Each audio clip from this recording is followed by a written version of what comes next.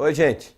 Vamos começar a nossa aula novamente e tenho certeza que você está sendo edificado em cima da palavra de Deus, porque como eu tenho feito nas aulas passadas, nós sempre estamos apresentando a Bíblia, lendo literalmente versículo por versículo, para que, usando as cartas principalmente do apóstolo Paulo, porque ele foi o apóstolo da graça de Deus, ele falou sobre a lei, sobre a graça, e deu assim uma posição muito importante para que a gente possa entender e, quem sabe, aumentar o nosso entendimento a respeito dessa graça.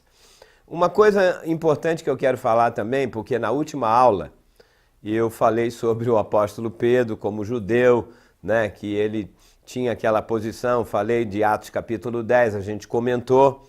Eu gostaria de deixar bem claro, por favor, ninguém pense aqui que eu sou contra o judaísmo, contra a lei. Eu vou dizer muito pelo contrário.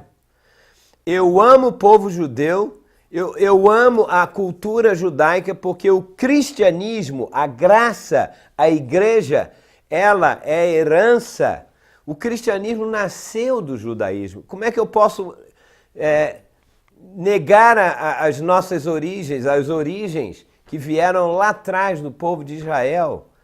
Pelo contrário. Aliás, só para ratificar o que eu estou falando, nos últimos 17 anos, eu e minha família, nós moramos nos Estados Unidos, moramos no sul da Flórida, e lá numa cidade onde Boca Raton, onde praticamente 70% da população são judeus. Tem judeus messiânicos, judeus ortodoxos, judeus só de nome.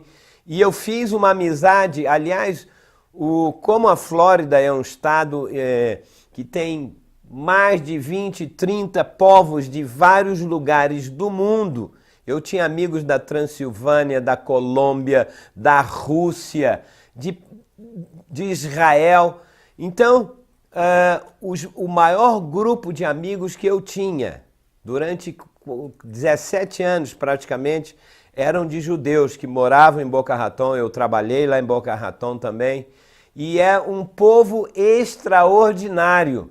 E nós ficamos amigos, conversávamos a respeito da Bíblia, eles me perguntavam, e até hoje recebi um e-mail de um judeu que trabalhou na área financeira e até me pedia para orar para ele. Ele teve câncer, eu me lembro, era o Mike, ele teve câncer aqui na garganta e tal, e nós oramos e Deus... E ele cria nestas coisas. Então, o povo judeu está provavelmente mais aberto para as coisas de Deus do que muitos cristãos que estão abraçando a sua denominação, achando que ali só que tem a graça e não tem... Não, pelo contrário, eu poderia conversar e falar a respeito disso.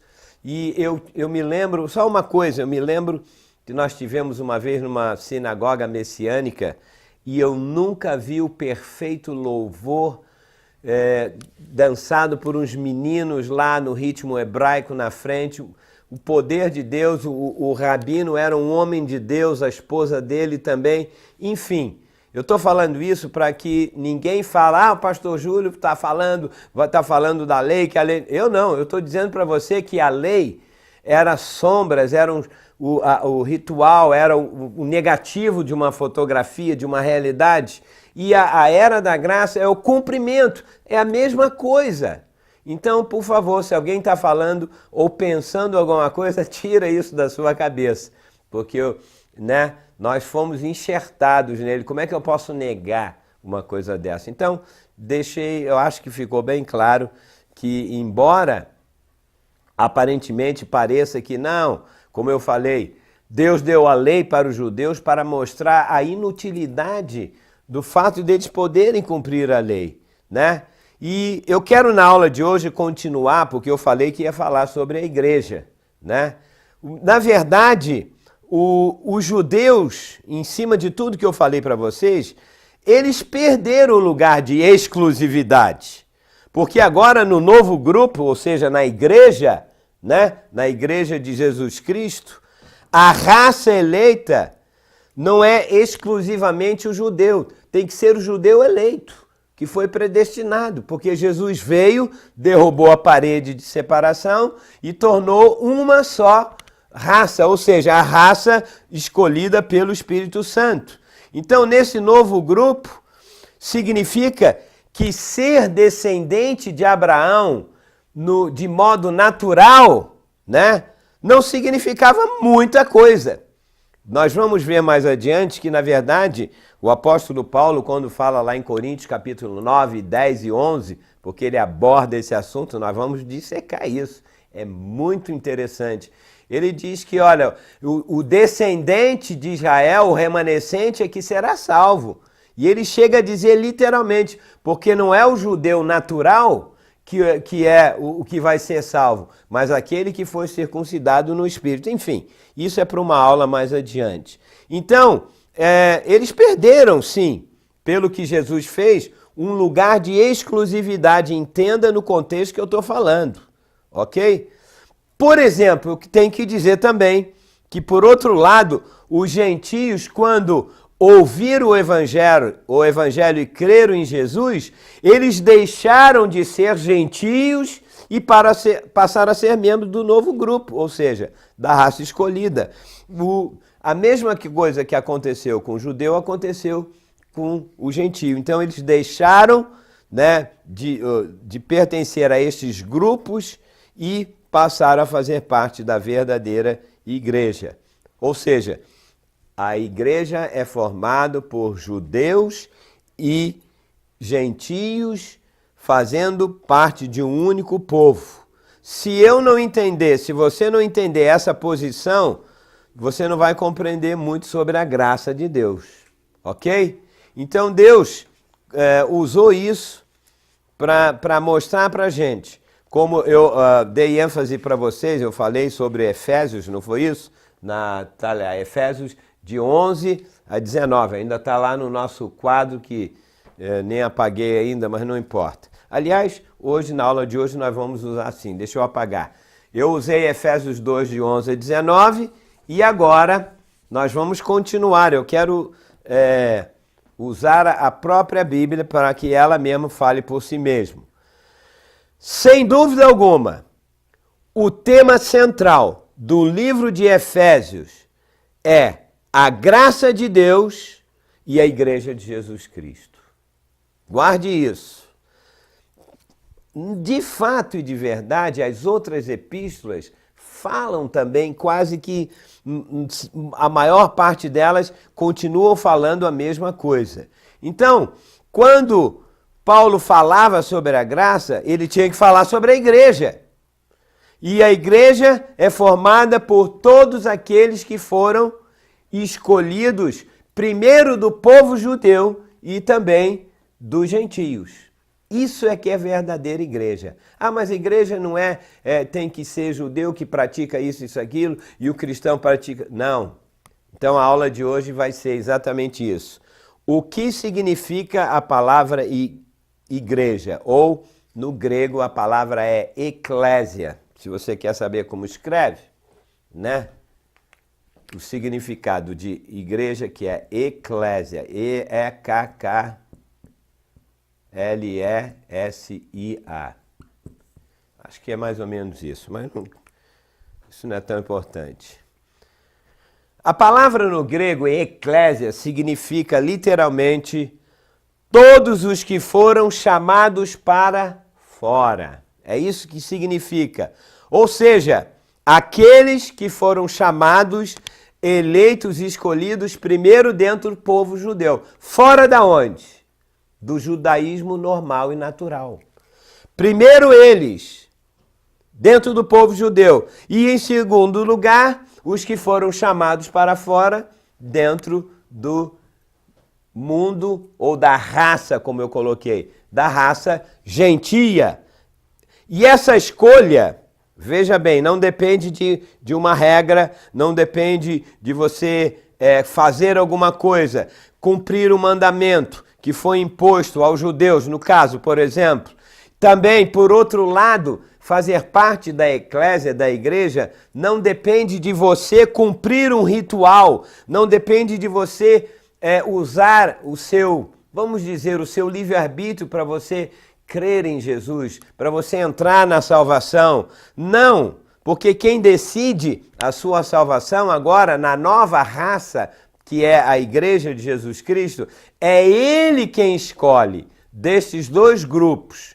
E o fato de ser um ato, uma prerrogativa apenas dele escolher quem é quem, significa que é graça, é misericórdia. Ele faz isso por misericórdia, já que nem os judeus nem os gentios, pela sua própria escolha, pelo seu próprio decisão, pela sua justiça própria, como eu falei para vocês, não é por justiça própria, é misericórdia de Deus, e ele faz isso, chama essas pessoas e elas simplesmente fazem parte desta nova raça que é a igreja eleita e escolhida pelo próprio Senhor.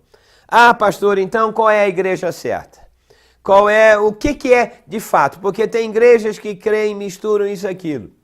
Eu vou te dar a melhor, ouça isso agora, a melhor definição do que é a igreja verdadeira. E quem escreveu essa definição não fui eu, foi o apóstolo Paulo. Ah, mas aonde está? No próprio livro de Efésios. Você quer? Eu vou ler aqui agora, tá? Deixa eu botar aqui, eu usei Efésios 2. Está aqui em Efésios capítulo 1, eu vou ler. Aliás, eu fiz um resumo dos versículos, eu vou fazer menção dos versículos. E deixa eu botar Efésios capítulo 1, ó. Efésios, peraí. Capítulo 1, primeiro capítulo, do versículo 1 ao versículo 23. Aqui está a melhor definição da igreja, porque o próprio apóstolo Paulo é que recebeu da parte de Deus essa definição. Qualquer outra é incompleta e não vale, porque o que vale é o que está escrito e o que Deus revelou na palavra. Então vamos lá. No versículo 1, a referência, né? Você vai ver, eu não vou ler literalmente o versículo. Paulo diz aos santos. Ou seja, a palavra é separado. Separado por quem? Por Deus. E fiéis. Santo significa uma pessoa que foi separada para ser cheio de leis, regras, isso? Não.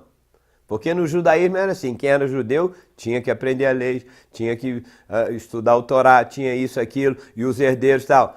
Na igreja de Jesus Cristo, que inclui esses dois povos, diz, são aqueles que foram separados pelo Espírito de Deus para serem cheios da vida dele. Vê, ser cheio da vida não tem nada a ver com ritual. Aos santos, não é isso que ele diz? E fiéis, ou seja, aqueles que foram chamados para permanecer na fé.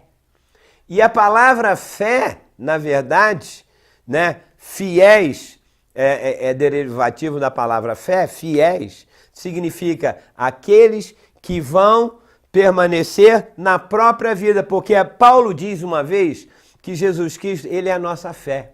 Como ele é a nossa paz, ele é a nossa alegria. Fé nada mais é do que um dom de Deus, que Deus nos deu para poder acreditar no Pai.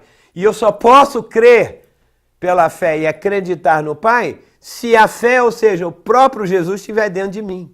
Por isso é que ele é a minha fé.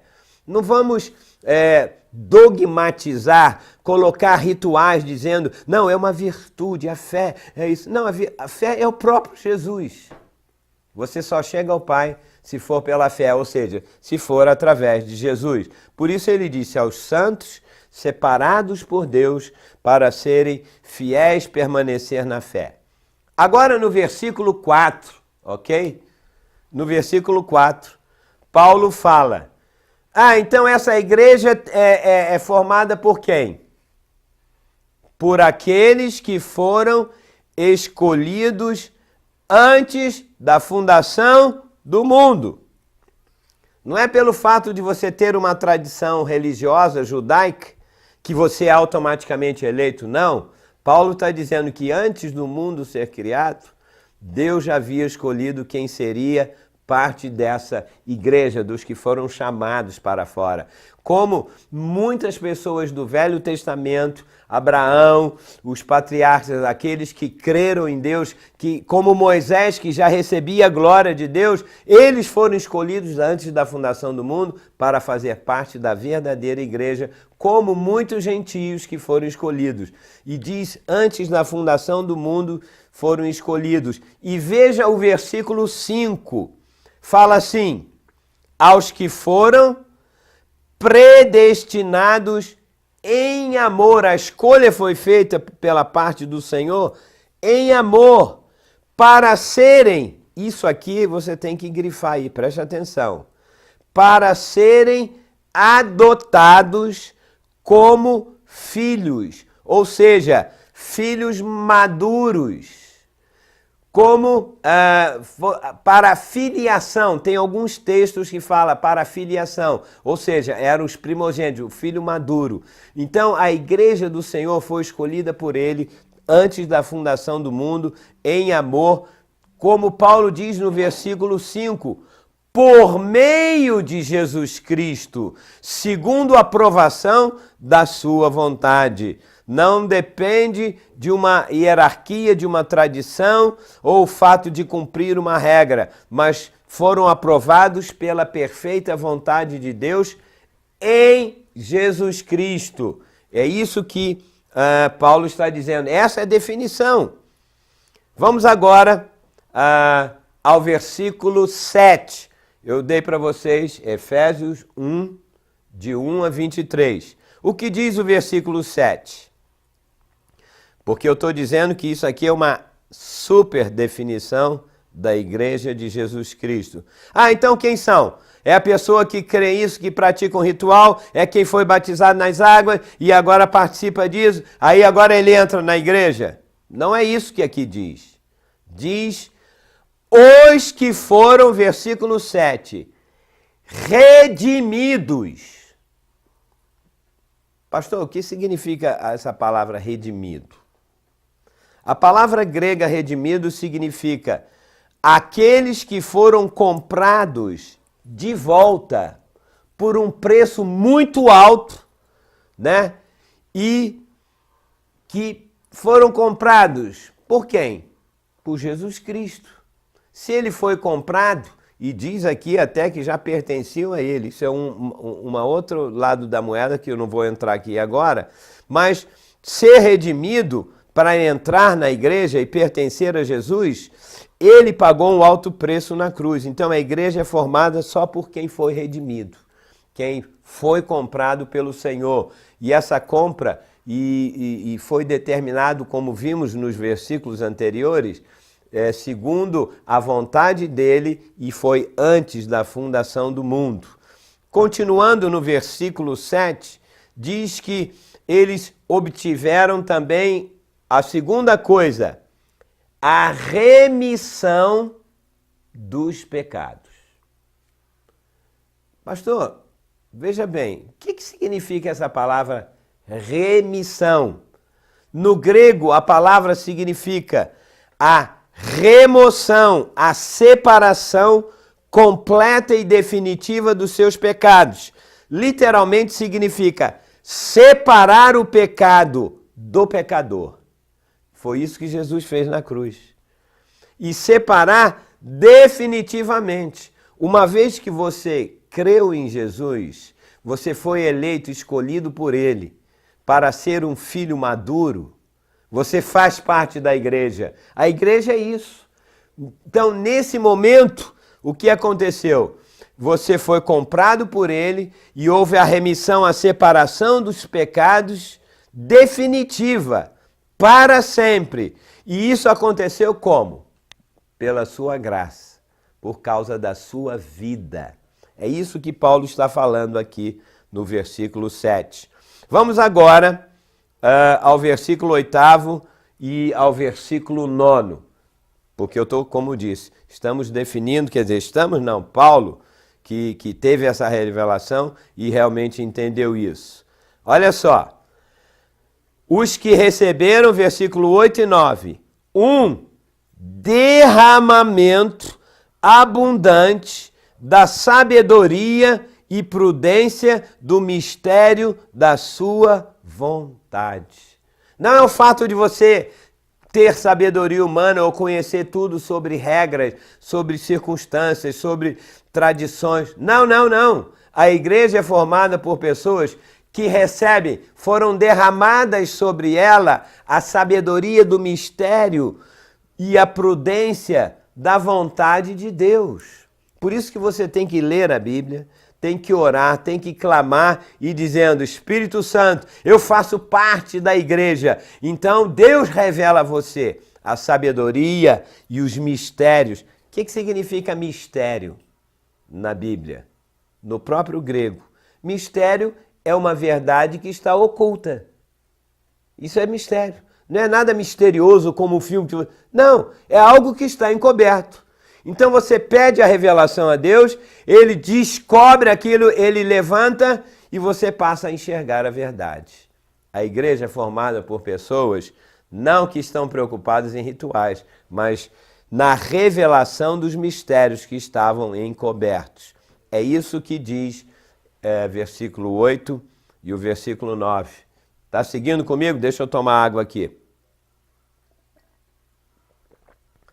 Depois você pode ler devagar, vai conferindo, né? Presta atenção porque, é como eu disse, você já viu que até agora eu só estou usando textos, versículos completos, usando outros e isso, aquilo, porque eu não quero impor uma opinião, eu nem posso, quem sou eu para definir qual é a igreja verdadeira, quem é que faz parte verdadeira? São os santos, sim, são os fiéis, os que foram escolhidos antes da fundação do mundo, foram predestinados em amor para serem filhos, né, maduros, os que foram comprados, os que foram redimidos, cujo pecado o próprio Jesus separou, os que recebem o derramamento, né, da abundância, da sabedoria, do mistério. Agora vamos ao versículo 11. Ah, eu gosto disso aqui. Quem é parte da igreja? Qual é a igreja verdadeira? Paulo diz, os que foram predestinados para receber e ser a herança de Cristo. Puxa, Deus me predestinou para ser a herança de Cristo? Cristo tem uma herança, eu e você. E o Pai deu essa herança. De acordo com a vontade de quem? Ah, eu quero ser herança de Cristo. Não depende do que você quer. Pela inteira vontade dele. Ah, mas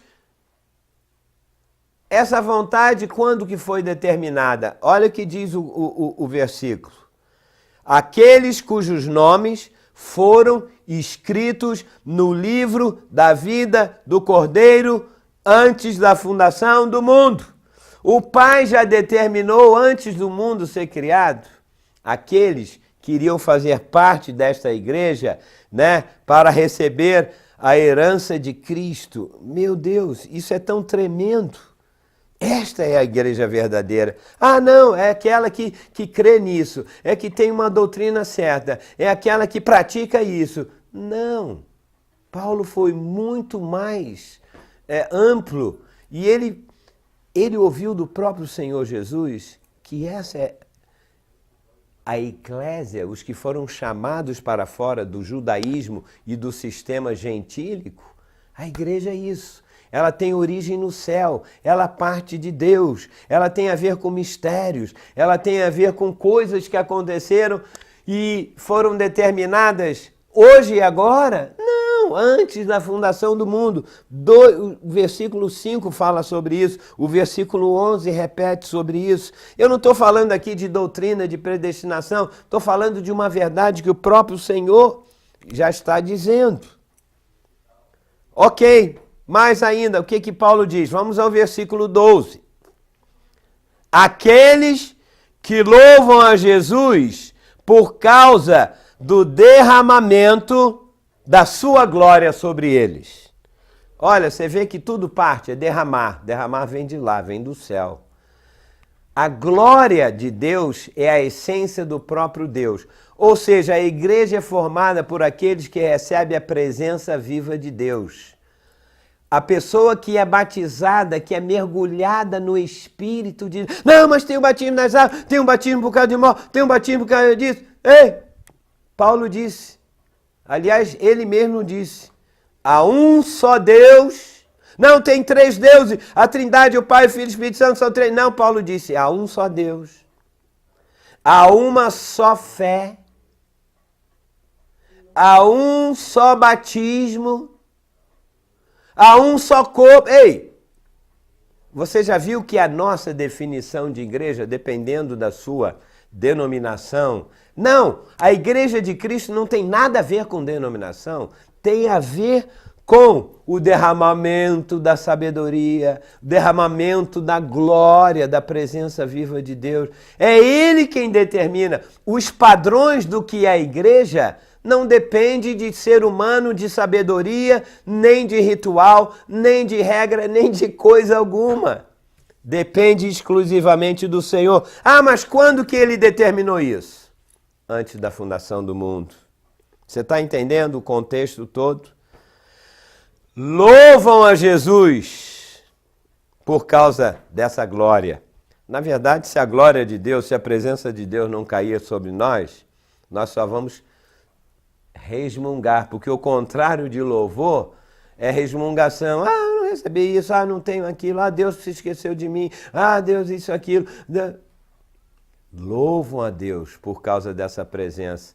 Do contrário, muitos estão na igreja e não foram tocados por essa glória. Então, presta atenção ao que eu estou falando, porque isso é fundamental para que você entenda que o nosso Deus é um Deus tremendo. Mas não acabou ainda, não. Ah, pastor, quer dizer que essa é a igreja verdadeira? É óbvio, porque o Senhor da igreja foi Jesus. Foi Ele que morreu na cruz para acabar com a inimizade que existia entre grupos religiosos, como nós vimos em aulas passadas, 2 ou 3, ou na aula passada, né? E existia lá no templo, os gentios, estão lembrados? Os que não tinham a lei ficavam do lado de trás. Depois tinham os judeus comuns que ficavam num outro lugar. Então eles não podiam se misturar, porque eles eram judeus, eles tinham a lei, eles tinham as promessas, tinham tudo isso. Na verdade, eles não tinham nada, porque eles não cumpriram a lei e, na verdade, eles não tinham o quê? O próprio Senhor, porque eles rejeitaram o Messias. Dentro do templo tinha uma outra parede de separação, apenas para que você se lembre, eram os sacerdotes. E os judeus comuns não podiam entrar na ala do santo lugar. Então veja, será? É como eu disse para vocês naquela aula. A igreja é o povo que ama, que louva, que foi predestinado, que tem sabedoria. Não é num templo. Nós somos o templo do Espírito Santo. Aonde você estiver, em amor, em comunhão, com outro irmão, ali é a igreja verdadeira. Não é um templo físico. Sobre isso, eu vou gastar algumas aulas mais adiante para mostrar para você, para que você não se engane e faça parte desta igreja que está aí em Efésios 1, de 1 a 23. Muito bem. Ah, eu gosto do versículo 13 e versículo 14. Efésios 1, 13 e 14. Aqueles que foram selados. Colocou um selo. Quem? Espera aí, vamos ver aqui, vamos terminar de ler. Foram selados com o Santo Espírito da promessa. Sabe o que isso significa? Aqueles que foram batizados e mergulhados no Espírito Santo, na pessoa dele, cujo penhor, ou seja, a garantia que você está na igreja e que você é de Jesus. Porque a palavra penhor, sei, o que você vai colocar como penhor, como garantia? O selo do Espírito Santo é a garantia. Ou seja, é a presença do Espírito Santo dentro dessa pessoa. É a garantia que Deus dá de que a nossa salvação será consumada. Eu fico triste quando eu vejo alguém falando assim, a gente pode perder a salvação se não fizer isso, se não andar direito, ou se fizer isso. Eu não quero entrar nos detalhes. Quero dizer para você que ninguém pode. A salvação não é humana, ela não é frágil. Ela foi o Senhor, Ele é o penhor, Ele é a garantia. Quando você vai colocar a sua joia lá na Caixa Econômica, sei lá se ainda existe isso aqui ou em algum lugar, e eles te dão dinheiro, o camarada pergunta assim, o que você vai penhorar aqui? Qual é a garantia? Aí você pega as joias, ele te dá um dinheiro, tem que ter uma garantia para que você não perca aquilo. Então veja, esse penhor da salvação é o selo do Espírito Santo. A igreja é formada pelos que foram selados, como diz o versículo 13 e 14, pelo Espírito da promessa. E ser selado significa ser batizado no Espírito de Deus. Ah, não, para você ter o cumprimento da sua salvação, você tem que ser batizado nas águas. A água não sela ninguém. Você está entendendo o que Paulo está dizendo aqui? Foram mergulhados no Espírito, que é a garantia da sua salvação. O que garante a sua salvação é que você foi selado pelo Espírito da promessa. E o Espírito da promessa é o Senhor. Ele é o penhor, a garantia que a nossa salvação será consumada. Conclusão, você nunca pode perder a salvação. Nunca. Porque quem garantiu, quem colocou o penhor foi o Espírito Santo. Versículo 17 e 18. Aqueles que receberam espírito de sabedoria, de revelação no pleno conhecimento dele. Ou seja, aquela pessoa que tem um conhecimento inspirado das coisas divinas, que tem os olhos iluminados para conhecer os mistérios e os desígnios de Jesus Cristo. Não é uma pessoa que conhece regras, que sabe os rituais. Não, a regra e os rituais é ter os olhos iluminados pelo Espírito. Você é iluminado, alguém tem que colocar a luz sobre você. Ele coloca a luz, ele te revela. Quem é membro da igreja tem que participar disso.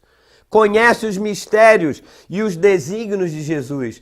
Se você perguntar hoje, quais são os mistérios, quais são os caminhos de Jesus, dependendo da igreja, da denominação que você vai, eles vão dizer uma coisa, outro vai dizer outro. Não! Os desígnios e os mistérios de Deus dependem só do Senhor, porque diz que tem um chamamento, um mistério inspirado pela glória de Cristo. A glória é o que mesmo eu falei há 5 minutos atrás. É a presença viva de Deus. Você vê que está tudo ligado a Deus, ao Espírito Santo, a Jesus. A igreja é isso, chamados para fora. Por último, porque eu só tenho mais 2 minutos, o versículo 19. Aqueles que receberam a suprema, máxima, grandeza do poder de Jesus Cristo. Meus queridos, se existe alguma outra definição sobre o que é a igreja, o terceiro grupo, né? Olha que diferença.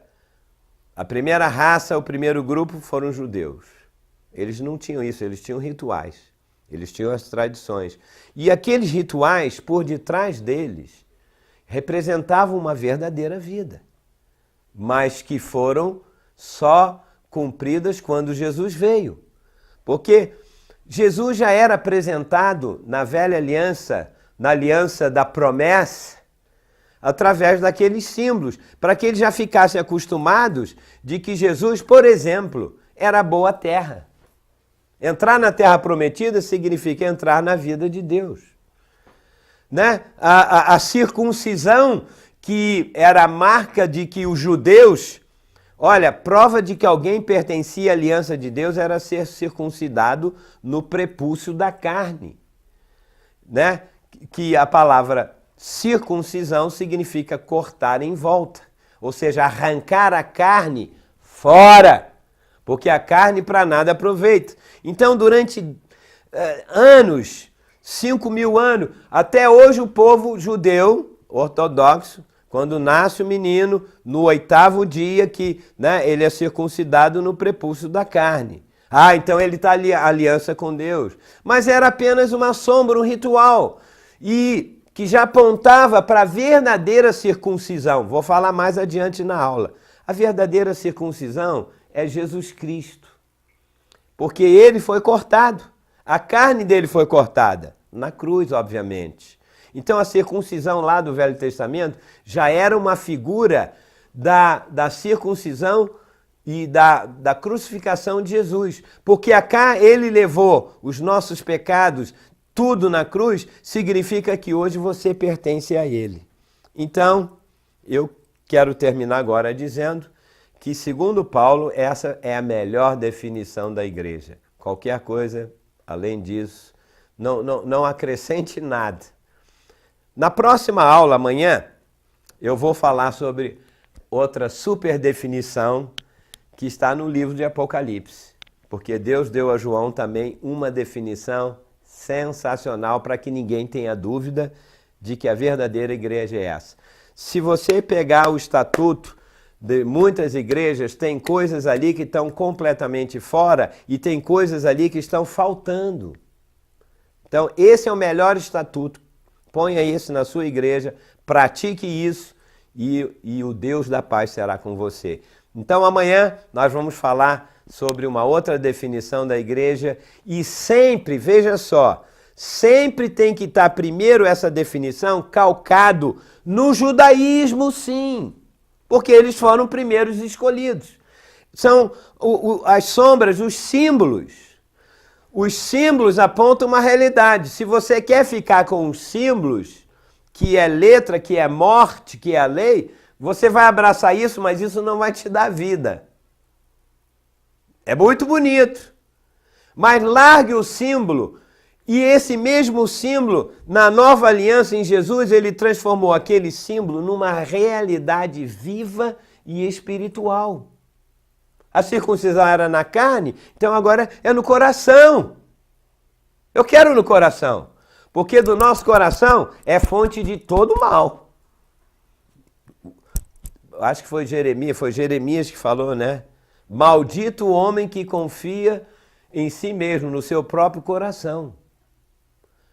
E nós sabemos que o coração do homem saem todas as coisas ruins. Então, nós precisamos que Jesus nos circuncide o nosso coração diariamente. Eu preciso ser batizado, mergulhado no Espírito de Deus, porque Ele é o penhor da minha salvação, que já está garantida para sempre. Mas eu ainda preciso... Paulo disse, agora nós precisamos só lavar as nossas mãos e os nossos pés. Então, tudo isso. Uma irmã perguntou, pastor, o irmão fala sobre o Velho Testamento? Lógico, a sombra é lá. Eu não posso inventar uma coisa. Eu tenho que pegar lá, olha, eles faziam assim e tal. Era assim que a lei dizia. Pronto, agora Jesus vem, cumpre a lei e transforma aquilo em vida. Eu quero vida.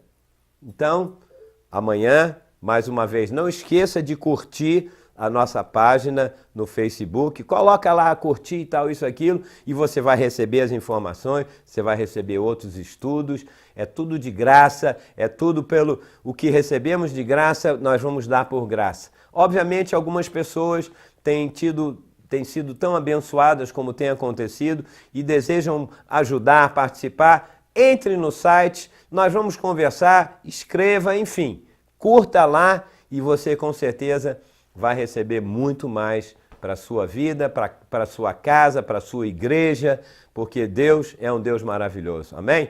Um abraço então, vamos estar de volta aqui amanhã. Um abraço do teu amigo, pastor Júlio, da Missão do Farol, aqui em Teresópolis. Tchau.